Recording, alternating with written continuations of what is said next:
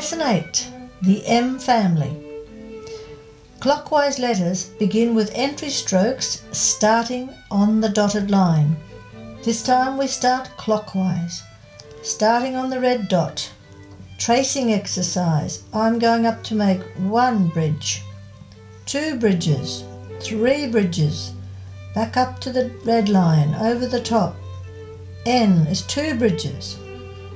R, 1 bridge and 1 downstroke, a garland up to the top to make the H, retrace to the dotted line, back up to the red line, down, up to the top, retrace for the K, clockwise the small bow of the K, kick the leg out, up to the P. This one doesn't have a clockwise entry. Come into the baseline, into the dotted line, swing up to the top for the B, down, create the same shape as for the P, swing along the dotted line. This is an upside down A shape.